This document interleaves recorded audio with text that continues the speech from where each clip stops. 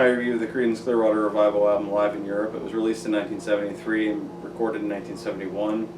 I guess it was recorded during the Pendulum Tour, which is interesting because by this point the band is a three-piece. Tom Fogerty's quit.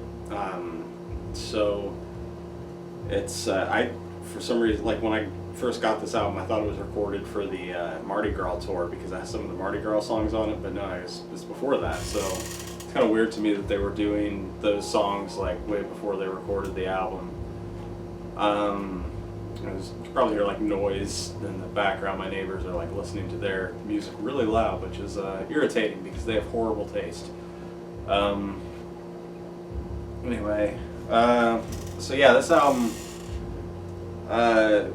it's not my favorite of the live albums that I've got. It was the last, no, it was I think the second to last one I got. I got Live at Woodstock last. But yeah, I haven't really listened to this one a whole lot, mainly because it's the three-person version of the band. I mean, it's actually a pretty good album. I mean, it's definitely like they're missing something not having the other guitar.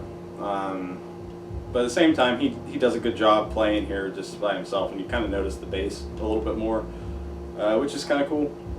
I do like the track listing on this album. That's one of the nice things about these live albums is they all have different, like, there's some songs that are on pretty much every album, like Born on the Bayou and Keep on Chugling, which I can kind of do without that one on every single album. But they all have different enough like tracks kind of sandwiched in the middle of them to make them all worth hearing because you're going to get kind of a different show every time. But I do enjoy the track listing on this album quite a bit. It starts out with Born on the Bayou, then has a medley of Green River and Susie Q.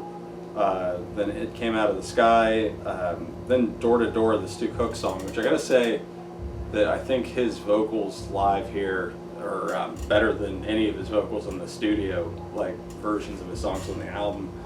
I kind of wish that he'd done, was it Sail Away or whatever the song was that I like a lot from that album that he wrote. But yeah, Door to Door still, I don't think Door to Door is a great song, but I do think his vocals sounds quite a bit better here than it does on the album.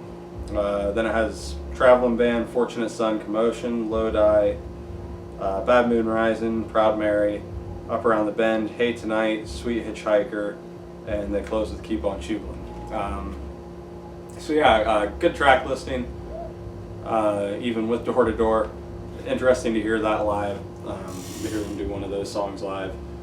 But yeah, I think that this is like, just because of it being the three-piece band and the songs sounding a little bit different, only having one guitar, it's probably not going to be a live album that people are going to want to go to a lot from these guys unless you just like really love the track listing on it.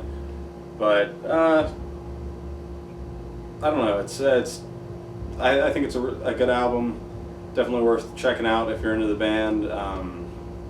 For the track listing and to hear them as a three-piece because it's kind of the only live album like that. But yeah, not great, but pretty good live album.